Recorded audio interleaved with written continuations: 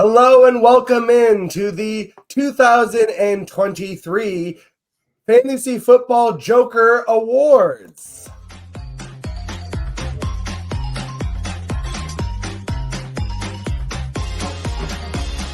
If you're blue, you don't know where to go to. Why don't you go? Fashion sits, put it on the Ritz. Different types, wear a day, coat pants with stripes, cut away, coat perfect fits, put it on the Ritz. Come on. Are you ready? Ladies and gentlemen, boys and girls, jokers of all ages, welcome in to the Fantasy Awards show. It's a big show, so you know I had to bring in some help.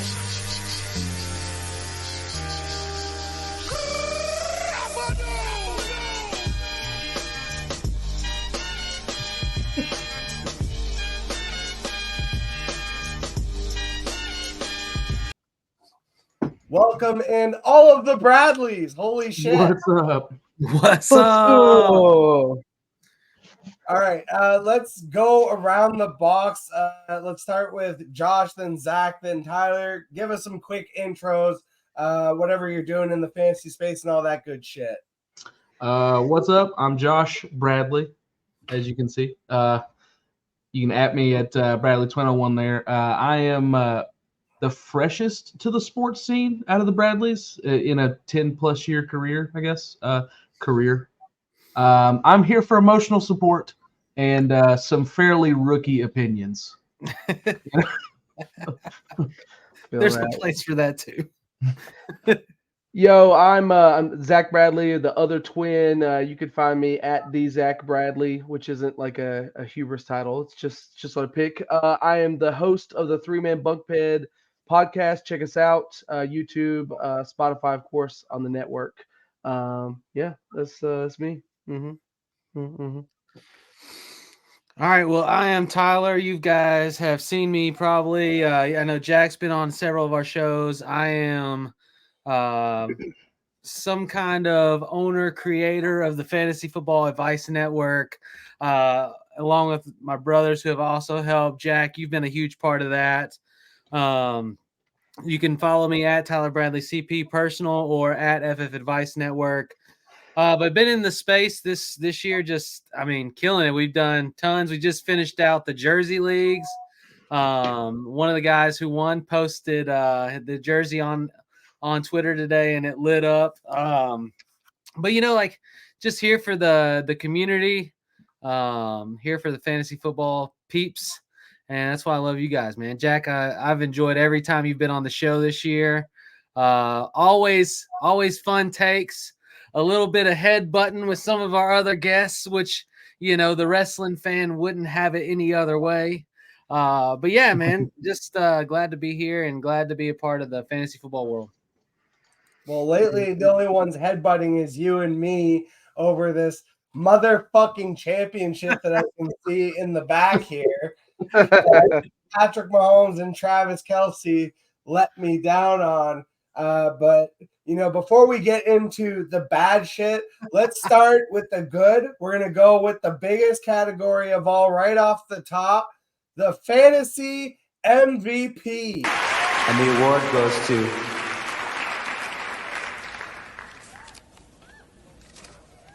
John C.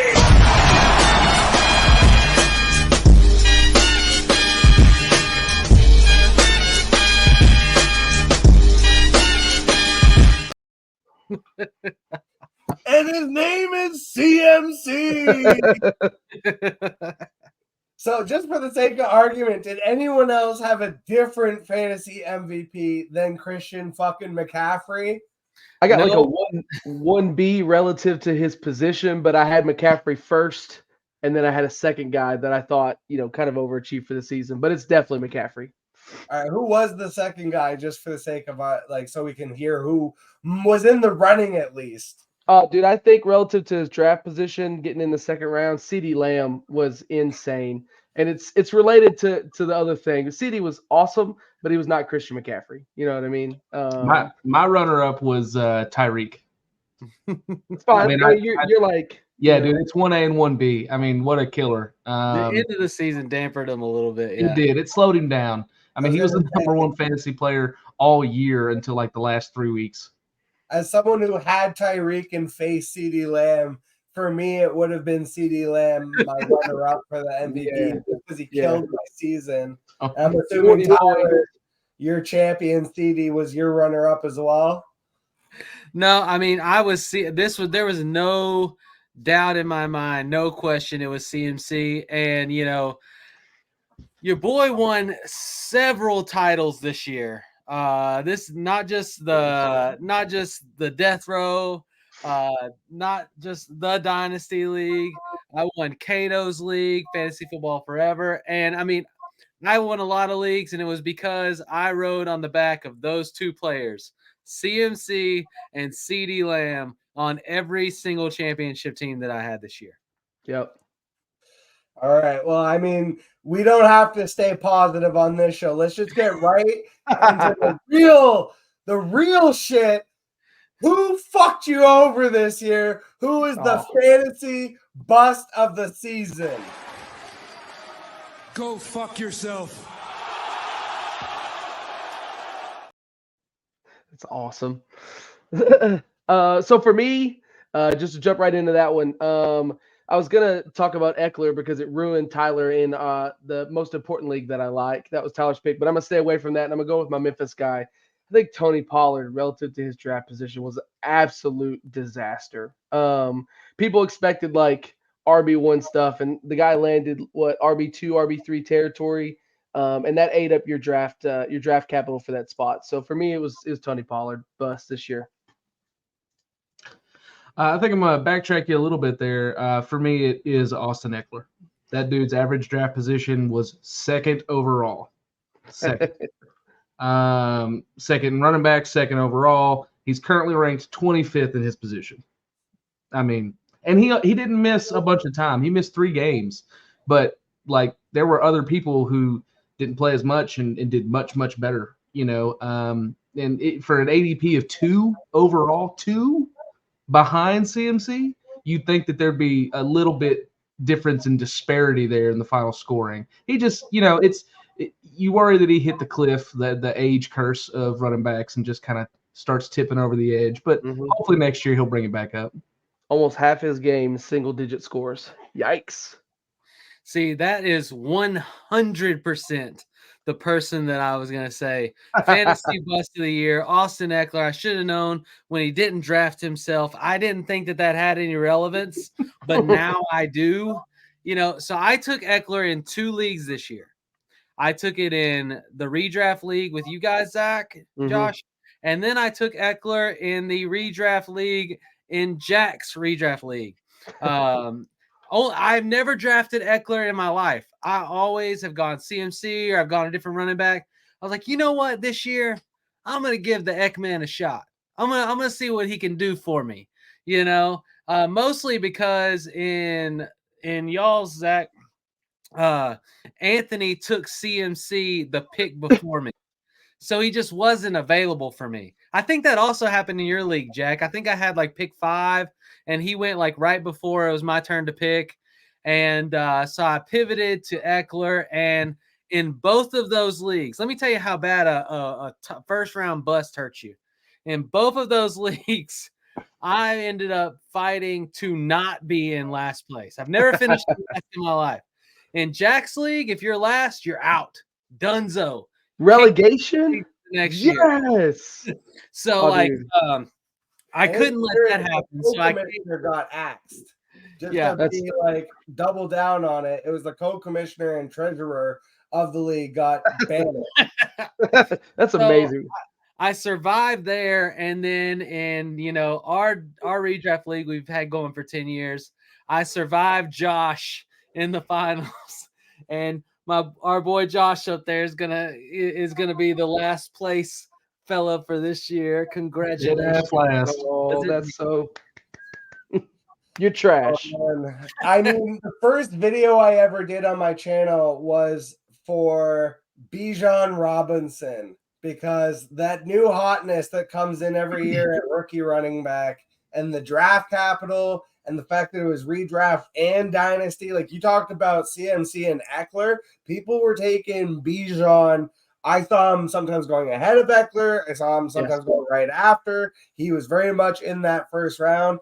And I continually said, if he does not set generational rookie records, he will be a bust. If he puts up Najee Harris numbers, he will be a bust. It will feel bad.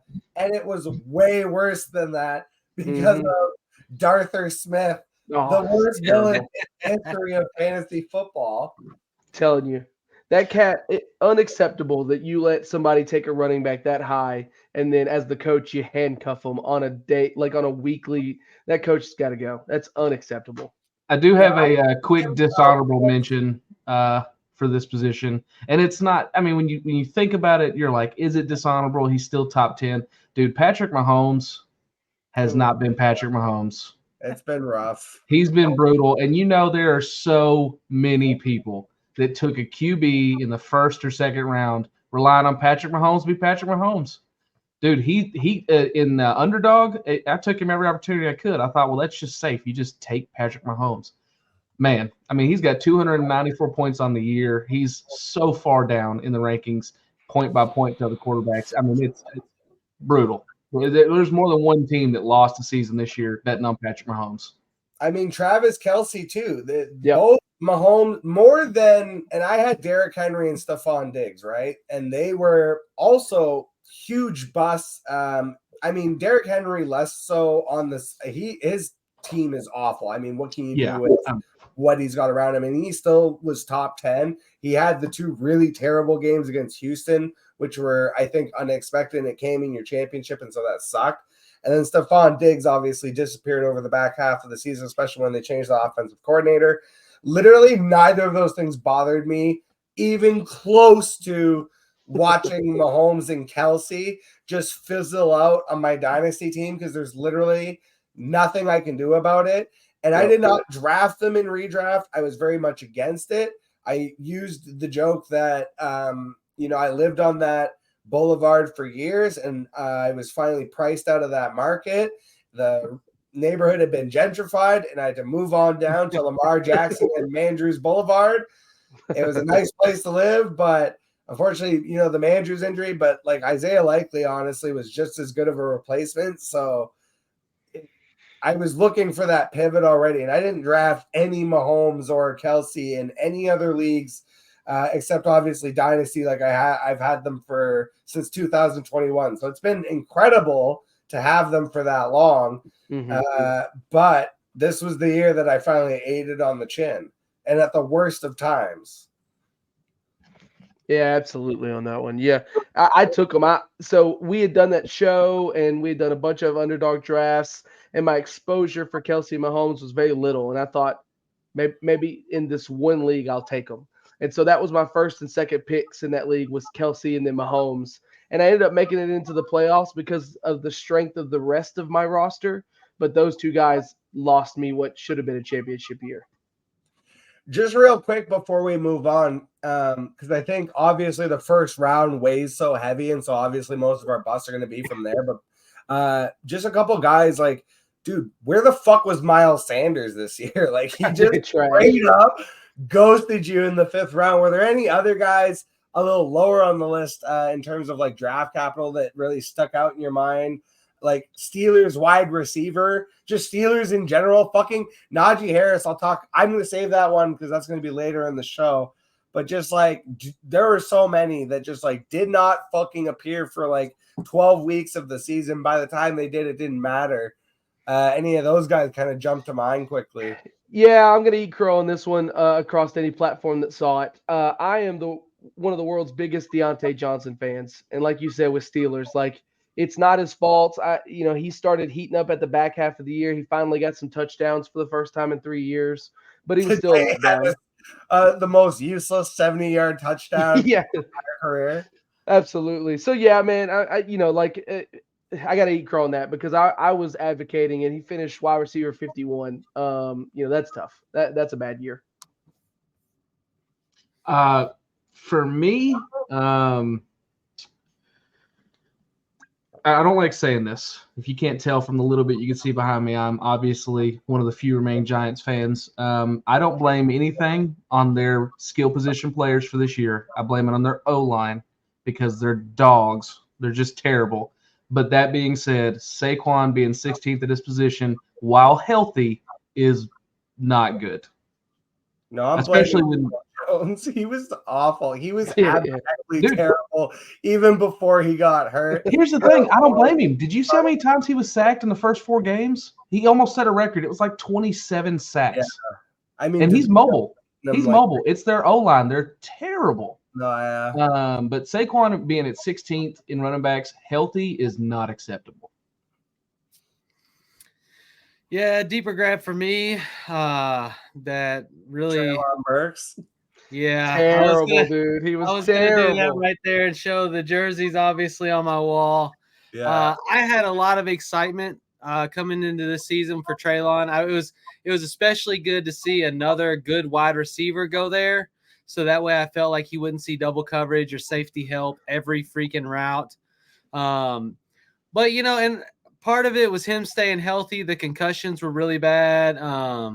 Part of it was I don't know what the Titans are going to do at quarterback. Obviously, Tannehill is over the hill and out of here, and we'll see what happens with Levis if he can be developed, but it definitely was not exciting and not what I thought we would see out of a Titans offense that I felt like would be able to move the ball, but who knew that it would be the complete opposite. I mean, I felt like they lost Taylor Lewan and it was just like, where did the blocking go? Like, what the heck's going on? But that was a big one for me. I mean, I talked about Burks at the Expo. I drafted him in every single one of my leagues as a deeper grab. I just felt like he would be good. And as Josh said, or maybe Zach said, sorry, 8 Crow on that Yeah, one. that was me. That's it. But I think the talent's there. I still stick with that. I just, wasn't the year.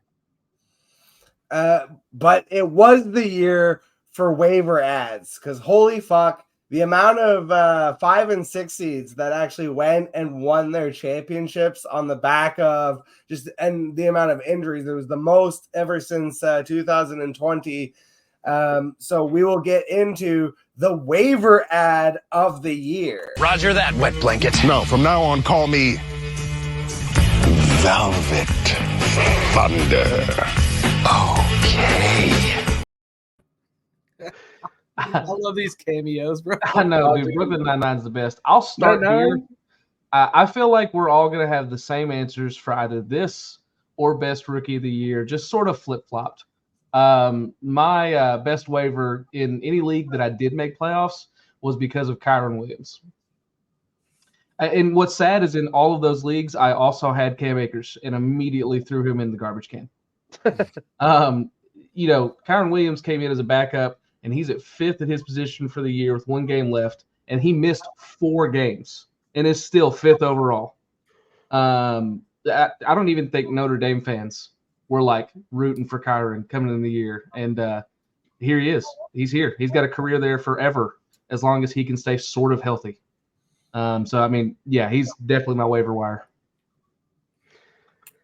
Yeah, not too much on that. I don't even want to piggyback on it. That's who I selected. I think that's the clear and away the winner.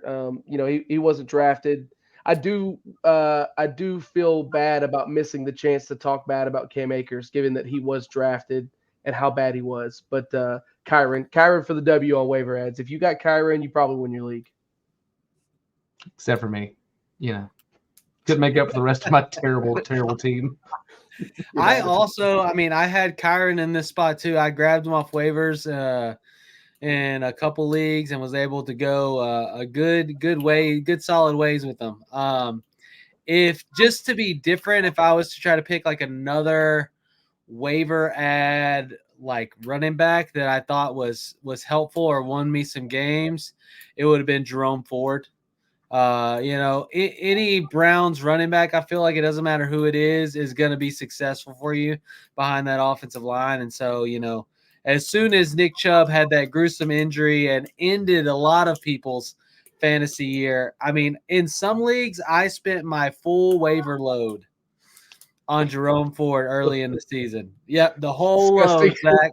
I mean, the whole load. Ew. And I mean, and it won me quite a few games. It got me in the championships on some because he had a good floor and always had the potential for a touchdown game. It's funny. I didn't even pick a running back or a wide receiver. Probably because I feel like I missed on a lot of them. Maybe I was bitter that I didn't get Kyron Williams or Jerome Ford in a lot of leagues. But I did get Trey McBride. I got Trey McBride everywhere, and I got him early. I got him when Zach Ertz was still in town. I was like, the bones and dust of Zach Ertz is not long for this squad.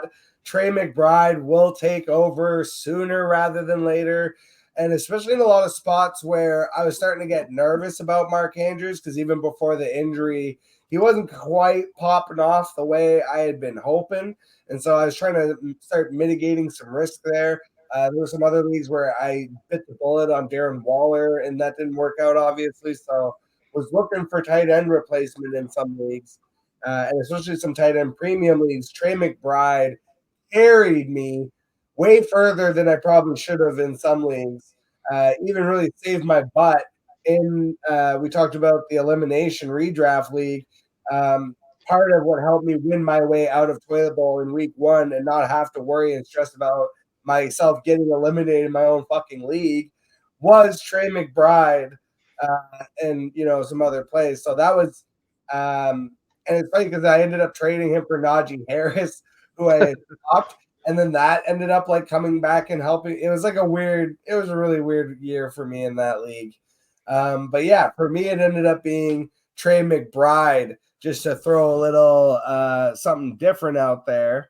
I like it. I think the only reason that we went, or at least I leaned running back, was because I just felt like you couldn't land one that would like be solid. Like there was so many injuries, and then this guy's starting, then that guy's starting, then this guy's getting the workload, and that guy's getting the workload.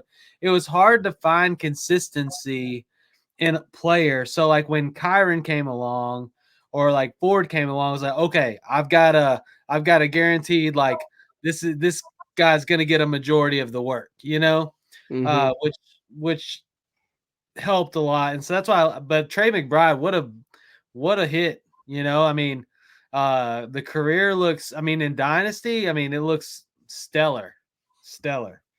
Well, and it probably doesn't hurt that Kyler came back in that offense and looks good. He looks really good in that offense. So, yeah, Trey McBride was a great pick on that. And it fit your other category we got coming up. And for those of you who are getting ready to halfway troll the comments at this point, just know that we didn't bring up the other guy because he's coming up in a different spot. Just so we're clear. Yeah, everyone knows it'll be just like MVP. Before we get to the easiest one of the list, where we're obviously all going to agree, let's go with best redraft value. So this is obviously in the draft, in redraft leagues. Who did you feel was your best value? I'm sorry, I can't hear you. I see your lips moving, but there's a delay. Takes a long time for the sound to get this far. Yeah, thank you, Jim. Thank you. We appreciate it.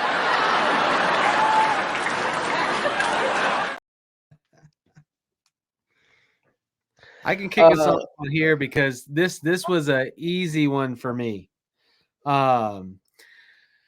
When old Baker Mayfield was announced the starter in Tampa Bay, everybody was like, oh, God. And they completely, and you probably think I'm about to talk about Baker. I'm not about to talk about Baker. I'm talking about the guy who finished, number 4 wide receiver overall, that got drafted in the 9th and 10th round of redrafts. And that's freaking Mike Evans. Unbelievable. And I can't get into it too much because then we start talking about comeback player of the year. But, what a killer year for Mike Evans. Like everybody thought this would be the year that he wouldn't hit 1,000 yards. He would be it would be a struggle. He doesn't know if he's going to be with Tampa next year. And man, I don't know about you, but like if I got Mike Evans in the 9th or 10th round and I got top 5 wide receiver production out of that, I'm floored. Like that's killer. Sign me up. Tyler knows that I have a personal history with Mike Evans. He was the one that fucked me over last year in the final. And there was not a chance I was letting him get past me on draft boards in the 8th, 9th round. I had so much Mike Evans this year. It was filthy. For me, this one was, just looking over it, trying to find that guy. You actually didn't have to look far on the list. In our 10-year league, Raheem Mostert was drafted in the 12th round.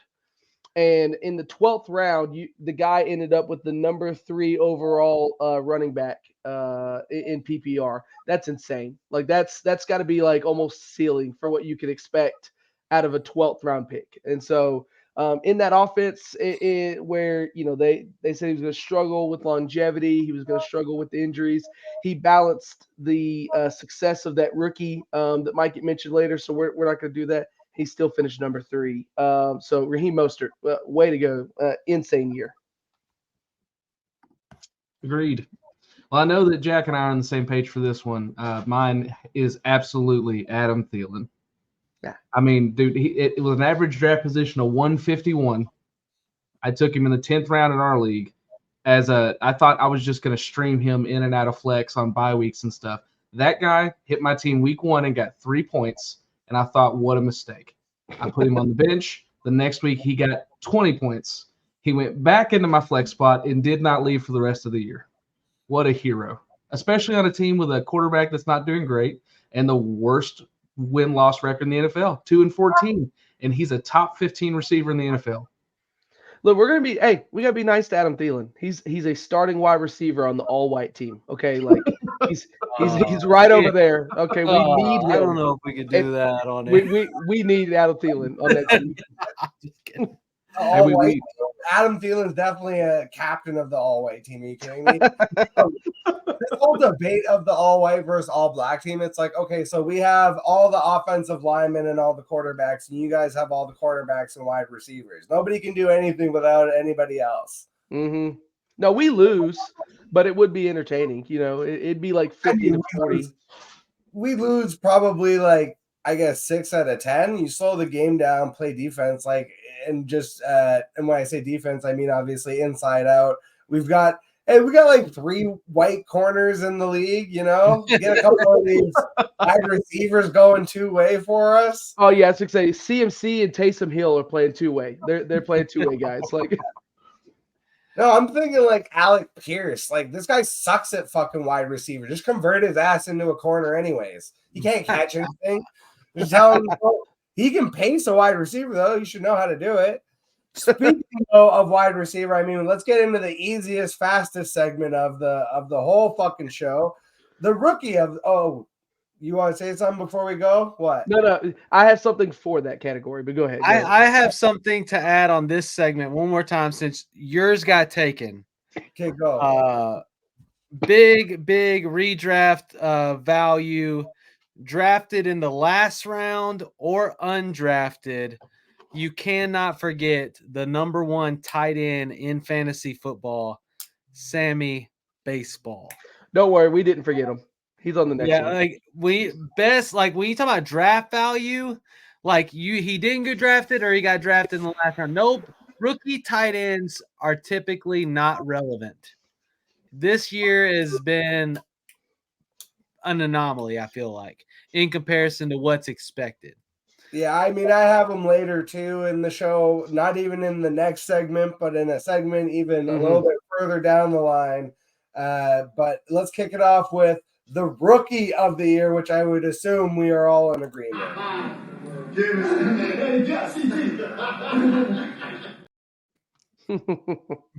It's Puka. It's Puka.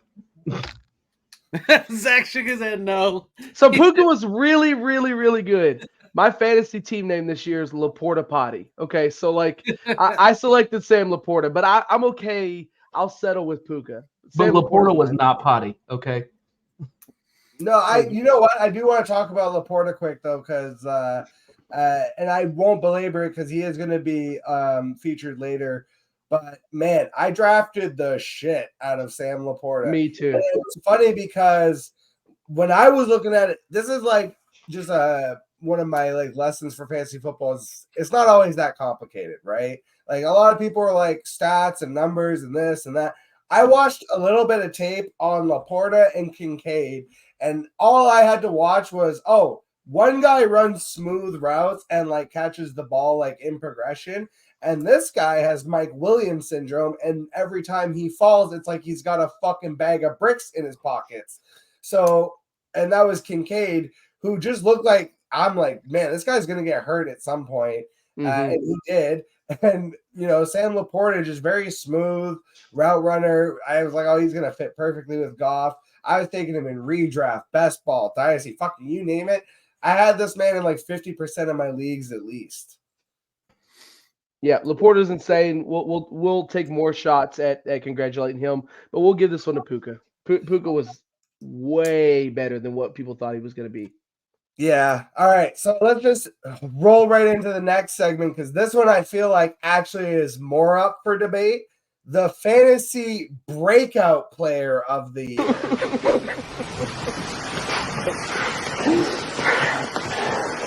Thank you. You love me. You really love me.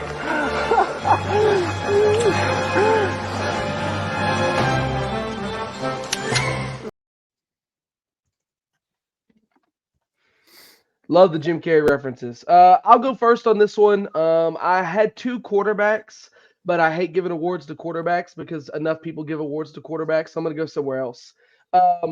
DJ Moore, I think, was insane. And for all the flack that Justin Fields got this year, he supported a receiver that ended up with, what's this guy got?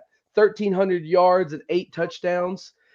His best season before this year was 16th in PPR, and he finished top 10. He was 8th. So for me, it's DJ Moore. I got him in the 5th round. Money pick.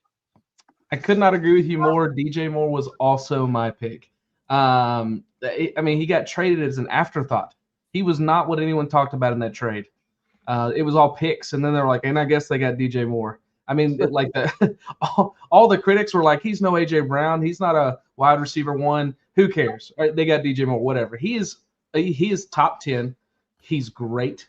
And he plays with a quarterback who, a big problem is that he doesn't like to throw the ball. Besides this year, his last couple of games, he's made a bit of a change. But DJ Moore, huge breakout this year. For me, I am going to go I'm going to do the opposite of Zach. And because I didn't put him for best fantasy rookie of the year, I'm going to put him for this tier, which is CJ Stroud. I don't think anybody really expected that. Stroud was probably the last quarterback out of the slew, maybe outside of Will Levis. But even with Levis there, Stroud, I think, was at the bottom of the top quarterbacks coming into the draft. The Texans, I think, were at the bottom of expectations coming in after the draft. And, he lit it up until the last, he missed 3 weeks coming in, was ranked in the top 10 amongst quarterbacks as a rookie. MVP discussion. Yeah. And for me, so in a lot of my super flex leagues, I did a running back wide, instead of taking a heavy quarterback up front, I took CMC in every single one, and I followed it up with either a Tyreek Hill or a CD Lamb grab. Those are my top 2, and I punted quarterback till later. The 3 quarterbacks that I targeted were Jared Goff, Brock Purdy, and CJ Stroud.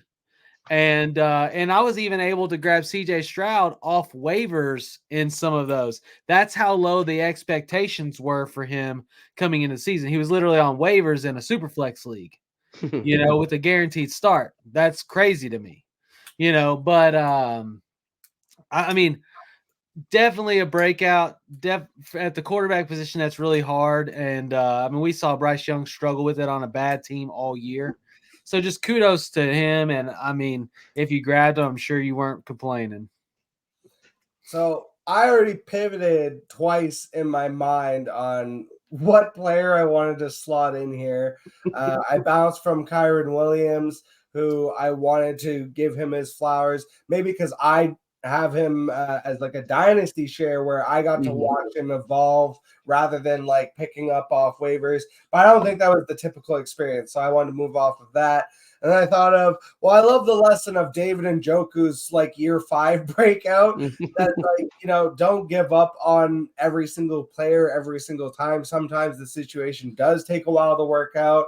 And sometimes, you know, you get the random quarterback hookup, old man Flacco, who we'll talk about soon enough. But for me, it really came down to Jordan Love. I'm going to pat myself on the back. I said the Packers don't miss on quarterback. There are certain just they know certain positions and they get it right every fucking time. And it's frustrating for other fan bases, and I get it. But the Packers don't miss on quarterback. It wasn't just Brett Favre. It wasn't just Aaron Rodgers. You look through their entire history, they've got dudes falling out of your fucking ear. Fucking Magic Man, Don Mikowski, Lynn Dickey. These are Pro Bowl level quarterbacks that played for them for like 5 to 8 years at a time. Packers don't fucking miss on quarterback, and Jordan Love has exceeded all expectations. Yep. About to potentially lead them to a playoff berth that Aaron Rodgers couldn't do in his last year. I mean, he's been phenomenal, I would say, as compared to, again, people thought he sucked at the beginning of the year, and now it's a completely different narrative on Jordan Love. What I expect going into next year. Yep, I had him. I told you I had 2 quarterbacks. I had Jordan Love, and then I had our man Brock Purdy on there. So yeah, Jordan Love, awesome. All right, well, I know I'm going to have a quarterback on the next one too, so let's get into the fantasy comeback player of the year. Everyone loves a good comeback story, right? Seabiscuit, the Mighty Ducks, Robert Downey Jr., who Rocky. else? Yes. Kim Kardashian. Well, In the video, she gets cum on her back, I think.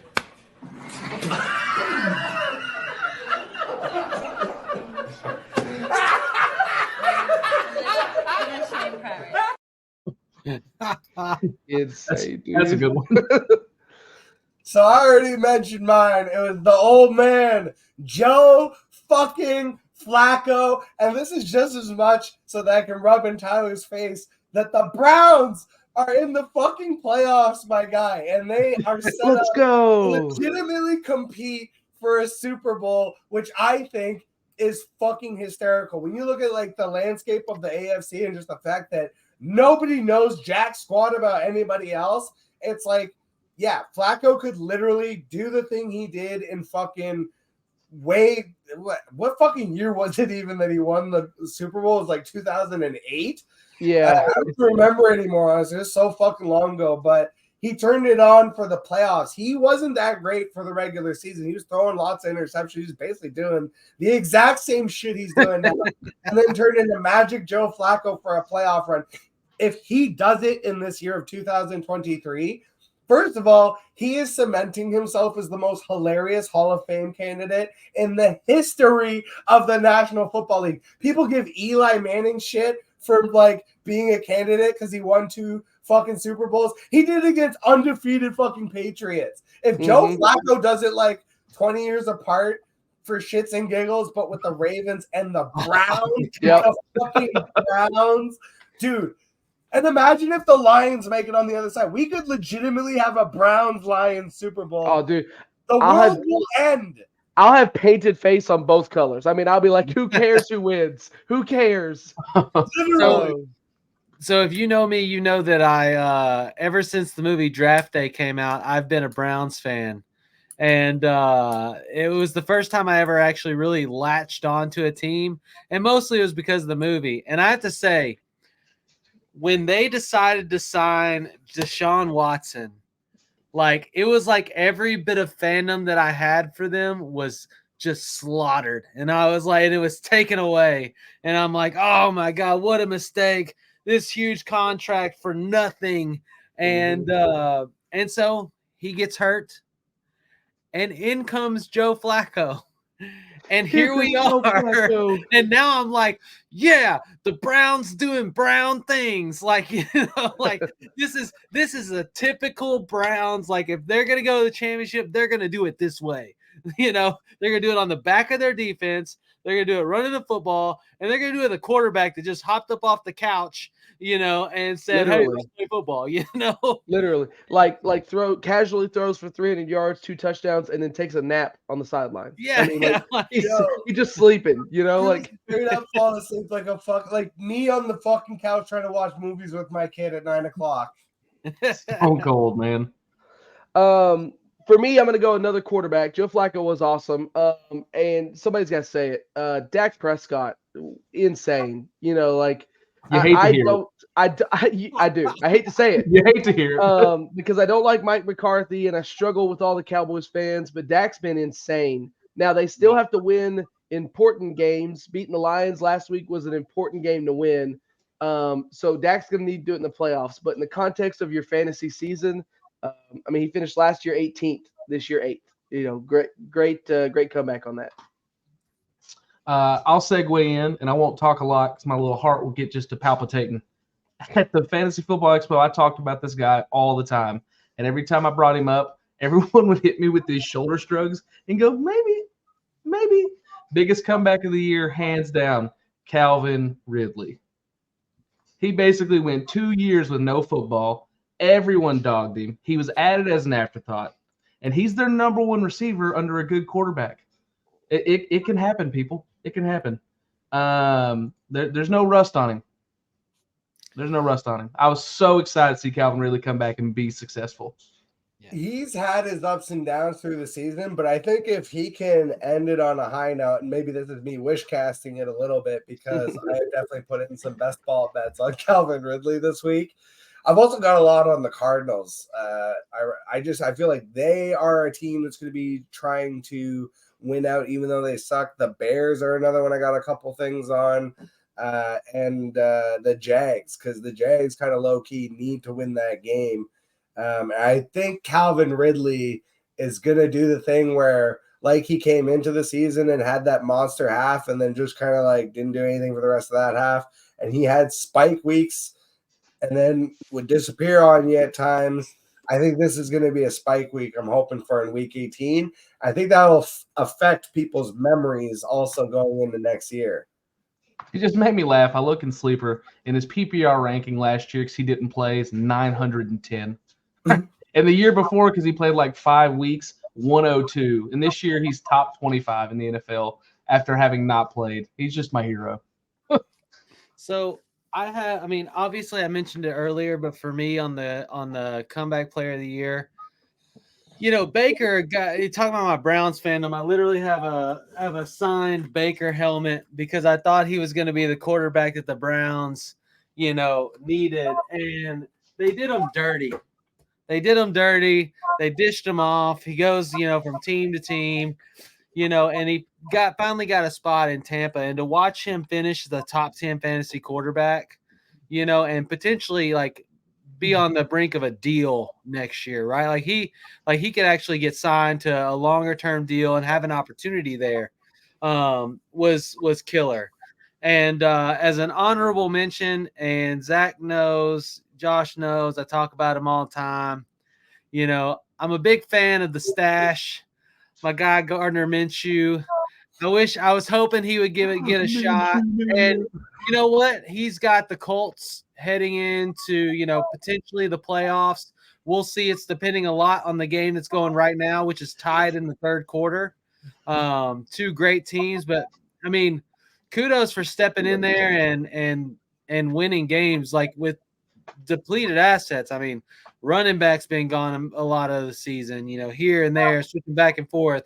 You got receivers going down, and he's just, they were talking about it on sport. He's been gunning. He's trying to prove something. He wants an opportunity, and when you get your shot, you make the most of it. And I feel like he's somewhat doing that. You could say he could be better, but you're definitely not mad about what you've gotten out of him.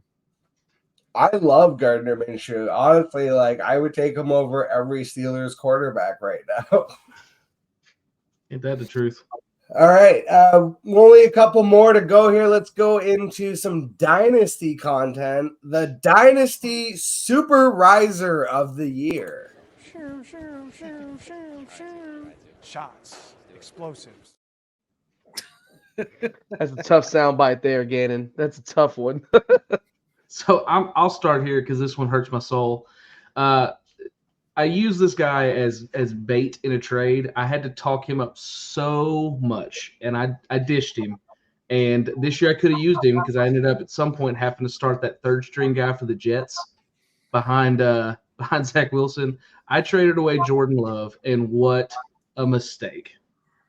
And I honestly thought he was gonna do well. That's why I needed him. And man, I mean, Green Bay did it again. He's the top 5 quarterback on his first year as the full starter, and everyone loved to hate him. They're like, he sucked anytime he subbed in for Aaron Rodgers. He wasn't that good. Jordan Love's good. He's good. There's no two ways about that. I feel you on that. I'm going to pick one that I don't think a lot of people are going to choose, but he's coming off his best career ever, and he did it with multiple different starting quarterbacks. And I think you can still get him cheap in most dynasty leagues. Michael Pittman Jr. I think had a really underrated year. Finished wide receiver 13 in PPR, 104 receptions, 1,100 yards, and only 4 touchdowns. So we're talking about a guy who finished 13th, and if he just has like the league average of touchdowns with the other guys above him, he's going to be a top 10 guy. And that's without his new rookie quarterback basically the whole year. That's with Gardner. So for me, I think you could go get Pittman for pretty cheap. And he's only 26. He's coming up on a contract year. About to get paid on that. Yeah, it's hard for me to be impartial on these because, you wait and you wait and you wait on players to become what you thought they could be. Like we saw it with, Tyler Lockett's one I always go to. It took him till year 5 before he started cracking, top 15, top 10, and then he didn't miss again for like 6 years. Like there's always those players. And CeeDee Lamb was one of those for me. Like CeeDee Lamb went from like a Sir Drops a Lot, a kind of a middle tier wide receiver, like 4th round, 5th round, maybe 3rd round guy, to now next year I think you're gonna be fighting to get him in, for sure round 1, if not the first half of round 1. I mean, you got JJ numbers, you got, he's up there with all of them, and he's young. He's about to get his big contract. So it's like you've got a whole career of what seems like excellence from a player that really, and this is receivers are getting better at this, doesn't take hits. Like CeeDee Lamb tries not to get into contact and he tries to stay healthy. And so if you get that kind of production year long, I mean, what a dynasty grab. Now, it's going to be hard to get, but what a dynasty grab to watch develop over the last couple of years. I'm glad you went with that homer pick because I kind of had CeeDee Lamb also, even though he was already very highly rated this year. And yes, the progression has been there in previous years. From this year specifically, it's like, hey, he's going from round 2 to 1, you could say. But I'm literally seeing people argue like, oh, he's the new 101 now going into next year, even above JJ and Chase. So the fact that that's even being made an argument, I think, is indicative of his value. But for me, it's still Sam Laporta.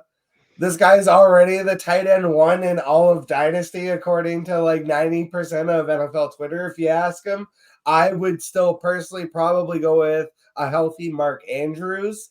Because tight end age, we just saw with David Njoku had his breakout at like age 28. Tight ends, I think Travis Kelce too, we saw his actual dominant run was really kind of from like 28 to 32. And that's kind of where Mark Andrews is starting to get into his career. Now, if he can stay healthy for a whole fucking season, that's obviously a big key. But for me, it's like Sam Laporta is right there with him right after that, even above Kelsey at this point, because Kelsey is so incredibly long in the tooth. Like, and, you know, people are like, oh, he lost a half a step. I don't even really think he's lost a step. From what I've seen in a lot of the film, they're actually just making things harder than they need to be on themselves more than anything. Like, dude's just like going for one-handed catches. I get he normally makes it, but it's like he's going for one-handed catches on 5-yard out routes that literally does not fucking need him to do that. He's just doing it because. So it's like, dude, follow your fucking fundamentals. I feel like next year, because this year was so bad, unless they were to like somehow turn it on and win the Super Bowl, barring an actual Super Bowl run, I think he comes back next year and is dominant. So I'm still going to have him pretty highly for that 1 year. But like, again, Laporta is already going to be mixing in. You can argue McBride. I've seen that. For me, it's Laporta above McBride.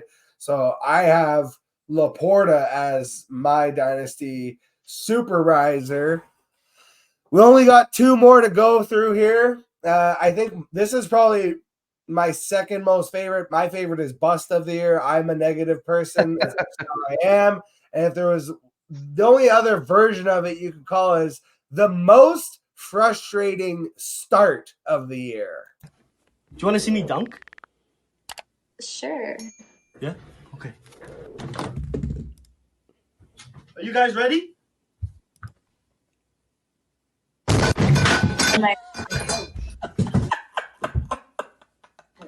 I'm okay. No, don't worry. Does that always happen? Kid went so hard when in you the paint. start Gabe Davis. It always happens when you start Gabe Davis. And that's going to be my answer to kick it off. Every time you try to slam dunk his ass in your lineup, he dunks on you with a fucking goose. Oh yeah, for me, we mentioned him earlier. It's real simple. It's Bijan Robinson, because you feel like you have to start him no matter what's happening, and you just know by the back half of the year that it's going to be a terrible play. But like, you can't sit Bijan Robinson. So not too much to say on it. The most frustrating start for me was definitely Bijan, and I traded for him thinking surely he'll figure it out. I'll follow that up with another Falcons player, and this is kind of my rookiness coming in here. I thought, man, if there's one guy that's going to catch the ball and make you points for Atlanta, it's Drake London. True to a point, but turns out being the only guy catching the ball doesn't make you good. And I struggled to get him on my lineup when he was relevant this year. I mean, it just, you put him up there and you're like, surely it's going to happen this week. And it happened a few times, and then it didn't. You call it a rookie move, but honestly, I was right there with you on the Drake London in 2 ways. For one, I made a trade in a redraft league, as much to fuck with people and create content, as much also to just give myself some variety, because it was like I had banked so much on Burrow and Chase, more so Chase. But I traded Burrow and Chase it's a free redraft. I'm already 0-3. And Burrow was still injured at the time. I'm like, oh, if he fucking misses like 2 or 3 more weeks, I'm dead in the water in this league. So I traded him and Chase straight up for Josh Allen and Drake London. And everyone lost their minds. And I won the trade for 2 weeks. I lost the trade for 3 weeks. I won the trade again after Burrow got injured for the year. And Chase had 1 fucking relevant game after. And ultimately, the best piece to have in all of that was Josh Allen. Yeah. But yeah, Drake London, in my mind, the second part of I was out on Bijan, I was out on Kyle Pitts. I even have famously on Mondays, who scored more than Kyle Pitts this week, was one of the best segments I had all year. But Drake London, I thought was like, if you ordered AJ Brown from Wish, like that's what he represents in an Arthur Smith offense. Is that gross 1,000 yards and like 6 touchdowns, and he couldn't even fucking do that. No, so I was with you on the Drake London one. Yeah. For me, it goes back to the frustrating position of running back this year, and I keep going there because, gosh, it was the bane of our existence, right? And like, to me, it comes down to what Zach said and the fact of like, you draft players and you feel like you have to start them. You have and I mean, this is a slew for me. You got your Ecklers, your Pollards, your Najee, your occasional Derrick Henry where you're getting 3 points in a game. Like, like you have these studs that you have to play and they're just letting you down. And Najee was probably the biggest one. I can't tell you how many times on the live show, me and Kyle got into it because he was dishing Najee, and I'm like, I'm like sticking with my guns over here.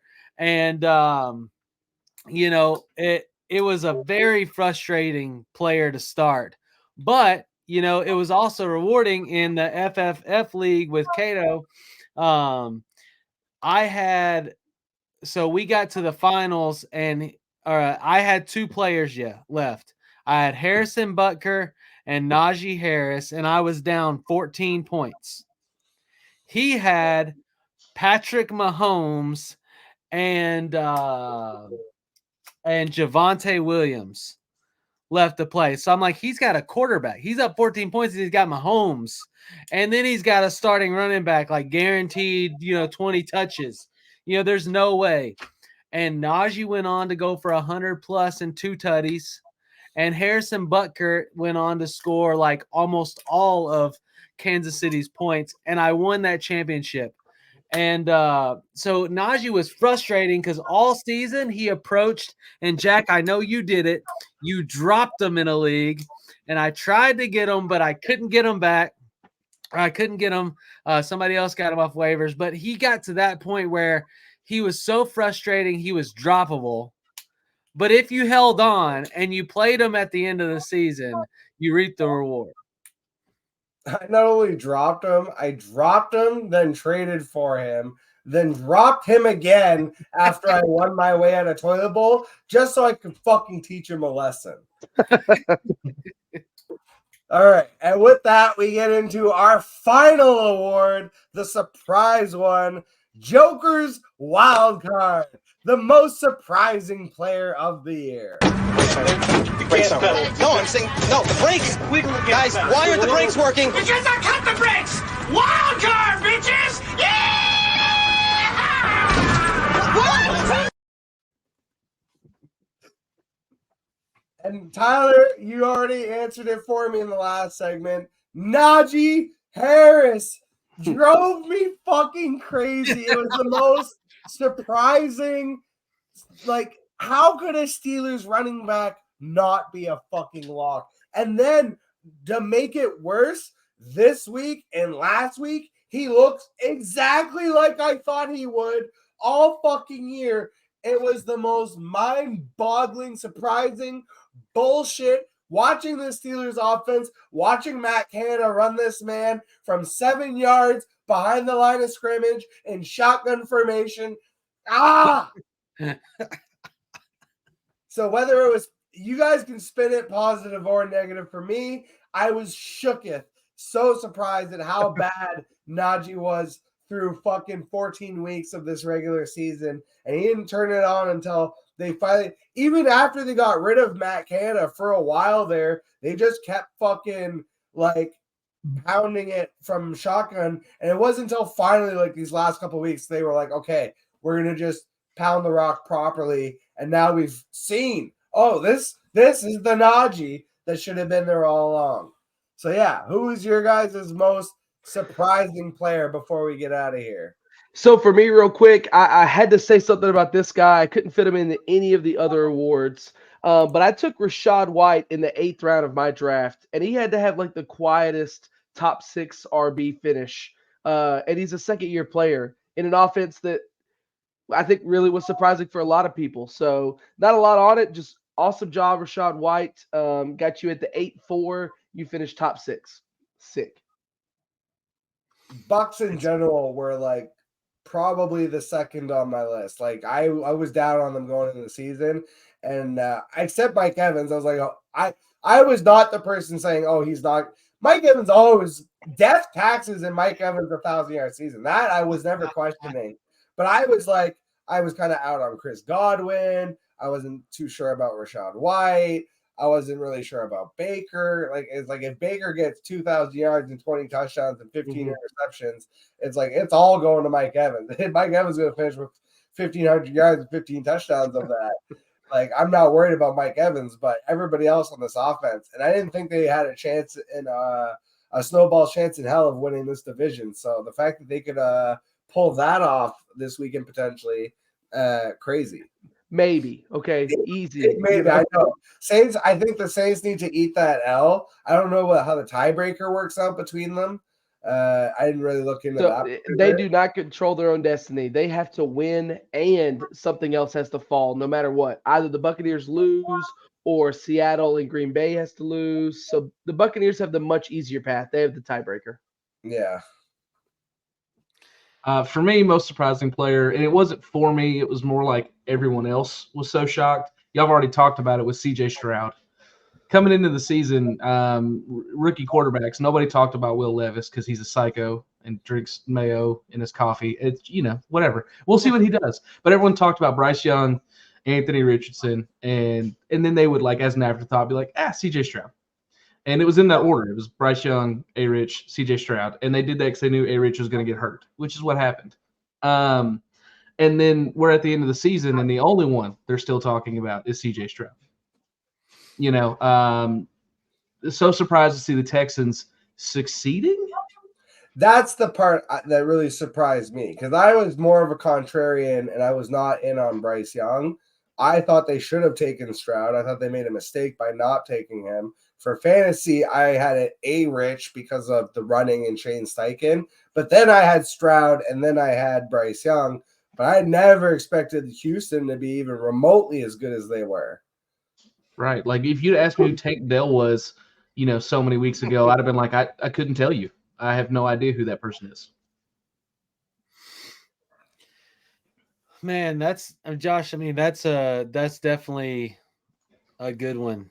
The big surprise there. For me, we talked about him already, and I'm going to go to it because if somebody told me that Joe Flacco would get up off the couch, if they were like, when I saw the alert that they may sign him, I was like, this is surely a joke. You know what I mean? Like obviously they're going to sign him to be like a deep backup. Like, there's no way. Right. And then here we are through 5 games. He's thrown for 13 touchdowns. He's averaged over 300 yards passing per game. And we're not talking about easy matchups either.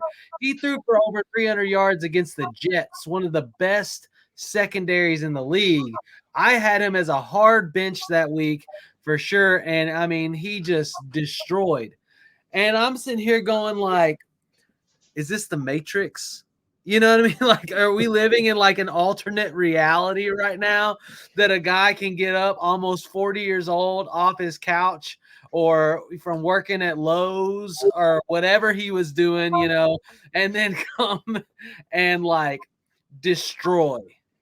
Like, not only like secure Cleveland a playoff spot, but actually put them in a place where, like you said earlier, Jack, you're like, Cleveland could, I mean, Super Bowl is not like that. Defense is good enough.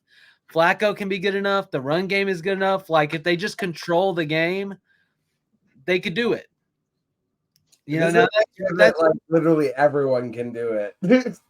Yeah, but that's probably a wild hair. But like, there's teams entering in the playoffs where you're like, they're not, like, if the Colts make the playoffs, I'm not saying okay, the Colts are going to win the Super Bowl. You know what I mean? Like, there's teams like that you go, they're not going to win. I'm glad they made it, but they're not going to be the end.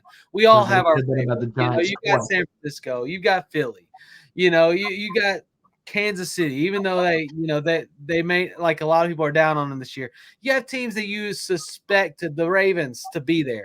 You suspect them to be there, right? But Cleveland's sitting there, and you're not saying, they'll lose first round.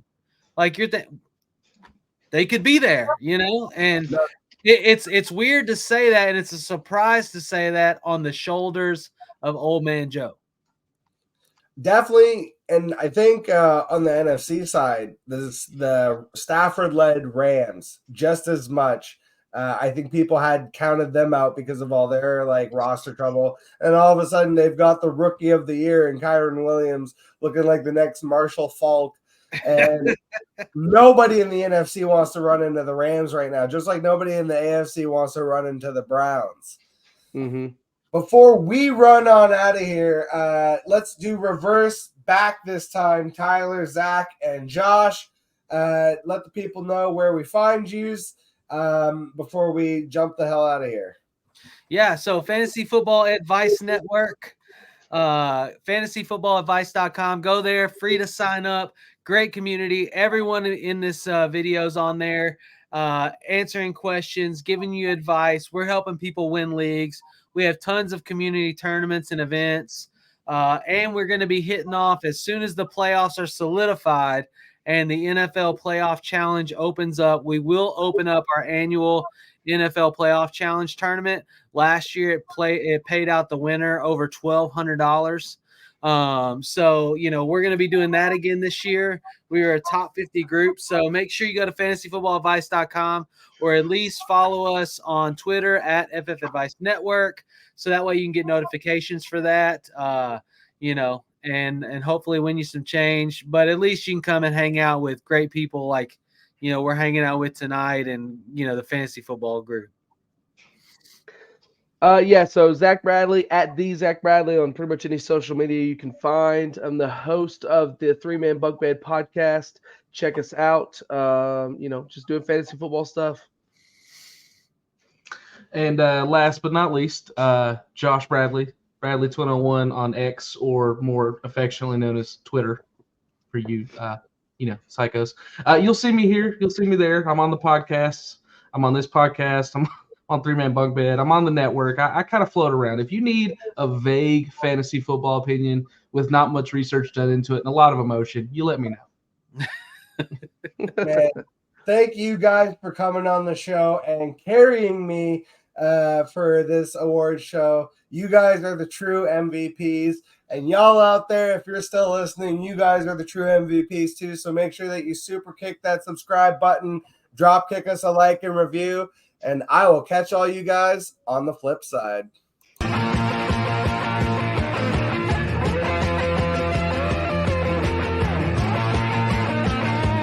hop, banana, c'est tiré, c'est barré, enfin c'est marre à tout casser.